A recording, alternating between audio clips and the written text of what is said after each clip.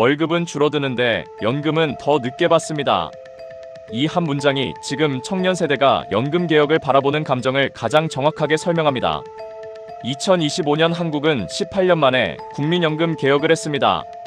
보험료율은 9%에서 13%로 오르고 소득 대체율은 43%로 조정됐습니다. 정부는 말합니다. 이제 연금은 더 오래 버틸 수 있고 노후 보장도 조금은 나아졌다고. 틀린 말은 아닙니다. 그런데 청년들은 묻습니다. 그래서 결국 누가 가장 오래 내고 가장 늦게 받고 가장 불확실한 미래를 감당하느냐고. 오늘은 바로 그 질문을 끝까지 따라가 보겠습니다. 연금 개혁, 결국 젊은 세대만 손해보는 구조인가? 결론부터 말하면 이렇게 정리할 수 있습니다. 청년만 손해라고 말하면 절반만 맞습니다. 하지만 청년이 가장 억울하다고 느끼는 구조라는 말은 상당 부분 사실에 가깝습니다. 먼저 이번 개혁이 무엇을 바꿨는지부터 봐야 합니다. 가장 큰 변화는 보험료율입니다.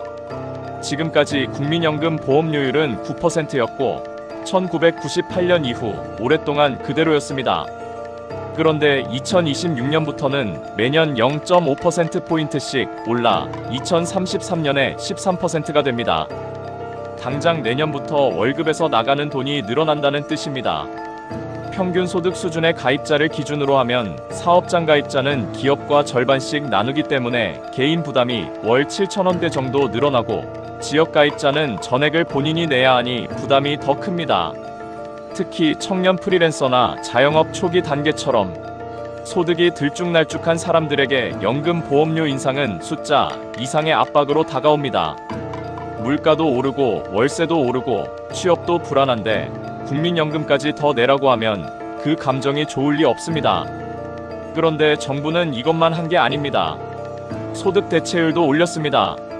원래는 2025년 41.5%에서 2026년 41%, 2027년 40.5%, 2028년 40%로 떨어질 예정이었습니다. 그런데 이번 개혁으로 그 하락을 멈추고 2026년부터 43%로 올렸습니다. 또 국가가 연금급여 지급을 보장한다는 문구도 법에 더 분명히 넣었습니다.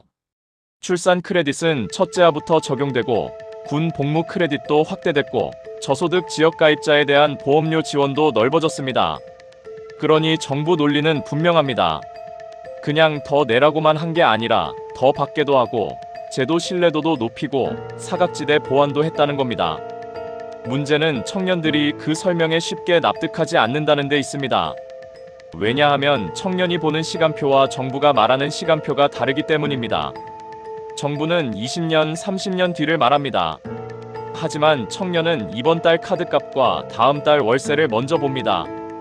연금 개혁으로 생기는 부담은 지금 즉시 체감되는데 혜택은 한참 뒤에나 느껴질 수 있습니다. 그것도 내가 그때까지 안정적으로 일하고 꾸준히 가입하고 제도가 또 바뀌지 않는다는 전제가 있어야 합니다. 청년 입장에서 연금은 점점 내 돈이 묶이는 제도처럼 느껴지고 연금 개혁은 더 내라는 통지서처럼 들립니다. 여기서 더 중요한 구조가 하나 있습니다. 한국국민연금은 처음부터 지금 같은 부담으로 설계된 제도가 아니었습니다. 초창기에는 가입자 부담을 낮추기 위해 보험료율을 낮게 시작했고 상대적으로 급여는 후하게 설계됐습니다. 그 결과 먼저 가입한 세대일수록 낮은 보험료로 상대적으로 유리한 혜택을 누린 측면이 생겼습니다. 반대로 개혁이 반복될수록 뒤에 들어오는 세대는 더 높은 보험료를 더 오래 부담하게 됩니다. 청년들이 느끼는 불공정은 바로 여기서 시작됩니다. 부모 세대는 적게 내고 먼저 받았는데 왜 나는 더 많이 내고 더 늦게 받아야 하느냐는 것입니다. 이건 단순한 투정이 아니라 제도 설계의 역사에서 실제로 발생한 감정입니다. 게다가 연금을 받는 나이도 이미 올라가 있습니다. 1969년 이후 출생자는 국민연금을 65세부터 받습니다. 그런데 국민연금 가입은 원칙적으로 60세 미만까지입니다. 쉽게 말하면 청년 세대일수록 더 오래 보험료를 내면서도 실제 수급은 더 늦게 시작되는 구조를 받아들여야 합니다. 여기서 청년의 분노가 나옵니다.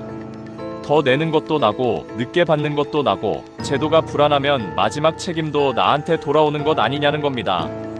이 감정은 단순히 이기적인 게 아닙니다. 자기 세대가 시스템을 떠받치는 마지막 세대가 될지 모른다는 불안에 가깝습니다. 더 불편한 사실도 있습니다. 이번 개혁으로 기금 소진 시점은 늦춰졌지만 문제가 끝난 건 아닙니다. 정부는 보험료율과 소득 대체율 조정, 그리고 기금 수익률 제고가 함께 이뤄지면 기금 소진 시점이 2056년에서 2071년으로 15년 연장될 수 있다고 설명합니다. 반면 OECD는 개혁이 장기 재정에 도움이 되지만 여전히 더 많은 보완이 필요하다고 지적합니다. 이 차이는 가정의 차이에서 나오지만 공통점은 분명합니다. 이번 개혁은 위기를 없앤 것이 아니라 시간을 번 개혁이라는 점입니다. 청년 입장에서는 바로 그 대목이 찝찝합니다. 내가 더 내서 시간을 벌어줬는데 정작 다음 개혁이 또 오면 그 부담도 결국 내 몫 아니냐는 겁니다. 실제로 OECD는 한국의 평균 임금 노동자가 평생 일하고 은퇴했을 때 기대할 수 있는 순소득 대체율이 OECD 평균보다 크게 낮다고 봅니다. 한마디로 많이 부담하는 쪽으로는 가는데 노후에 체감할 안정성은 여전히 선진국 평균보다 약하다는 뜻입니다. 게다가 한국은 고령층 고용률도 매우 높은 나라입니다. 이는 좋은 의미만 있는 게 아닙니다. 그만큼 연금만으로는 노후가 충분히 버텨지지 않아서 많은 사람들이 더 오래 일해야 한다는 뜻이기도 합니다. 청년 세대는 이 장면을 보고 있는 겁니다. 연금을 평생 냈는데도 노후가 넉넉하지 않고 결국 60대 후반까지 일해야 한다면 나는 지금 무엇을 위해 더 내는 것이냐고 묻게 되는 겁니다. 그렇다면 정말 이번 개혁은 젊은 세대만 손해보는 구조일까요? 여기서 조금 냉정해질 필요가 있습니다. 그렇다고만 말하면 사실을 너무 단순화하게 됩니다. 왜냐하면 이번 개혁은 청년에게 불리한 요소만 있는 게 아니기 때문입니다. 소득 대체율 43%는 오히려 앞으로 오래 가입할 청년 세대에게 더 오래 적용됩니다. 현재 50대는 2026년 이후 남은 가입 기간에만 43%가 적용되지만 20대는 더 긴 기간 동안 그 기준을 적용받을 수 있습니다. 국가 지급보장 명문화도, 군 복무 크레딧 확대도, 저소득 가입자 지원 확대도 엄밀히 말하면 앞으로의 가입자일수록 의미가 큽니다. 즉, 제도 혜택의 설계만 놓고 보면 청년은 손해만 보는 존재가 아닙니다. 하지만 청년이 납득하지 않는 이유는 또렷합니다. 혜택은 미래형이고 부담은 현재형이기 때문입니다. 더구나 노동시장은 불안정합니다. 국민연금은 40년 가까운 꾸준한 가입을 전제로 설계되는데 현실의 청년은 비정규직과 프리랜서, 이직, 경력 단절, 플랫폼 노동을 오가며 살아갑니다.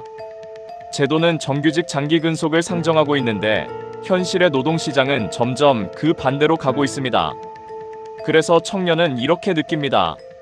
제도는 내게 더 오래 내라고 하지만 사회는 내가 오래 안정적으로 낼 수 있는 환경을 주지 않는다고. 바로 여기서 연금 개혁에 대한 불신이 커집니다. 결국 진짜 쟁점은 연금 숫자만이 아닙니다. 세대 간 형평성과 노동시장 현실, 그리고 국가 신뢰의 문제입니다. 청년 세대는 단지 돈이 아까워서 화가 난 게 아닙니다.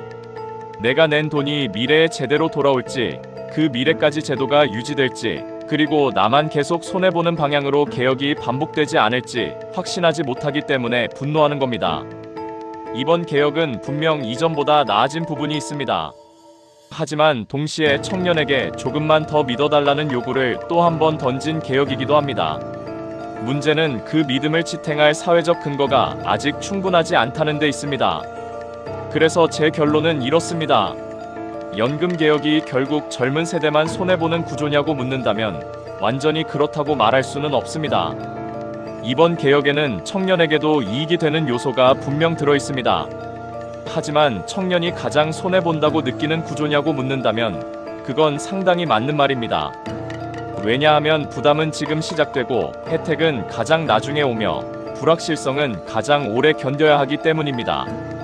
지금 청년들이 분노하는 이유는 단순합니다. 더 내는 것도 나고, 더 기다리는 것도 나고, 다음 개혁의 청구서를 또 받을 사람도 나일 가능성이 크기 때문입니다. 연금 개혁의 핵심은 결국 숫자가 아닙니다. 신뢰입니다. 청년에게 필요한 건 이번엔 괜찮다는 말이 아니라 왜 이번에는 정말 이전과 다르고 왜 내가 낸 돈이 다음 세대의 구멍 메우기로 끝나지 않는지에 대한 납득 가능한 설명입니다. 그 설명이 없다면 연금개혁은 언제나 청년에게 같은 얼굴로 보일 겁니다. 더 내고 늦게 받고 또 기다리라는 제도. 그리고 바로 그 지점에서 한국 연금개혁의 진짜 숙제가 시작됩니다.